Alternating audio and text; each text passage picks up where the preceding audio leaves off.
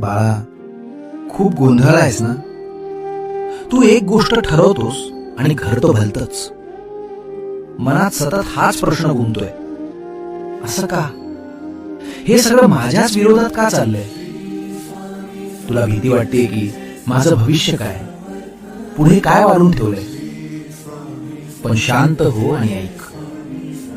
जेव्हा तुझ्या मनासारखं घडत नसतं ना, तेव्हा समजून जायचं की आता माझ्या मनासारखं घडायला सुरुवात झाली आणि माझं नियोजन तुझ्या नियोजनापेक्षा 1000 पटीने उत्तम आहे.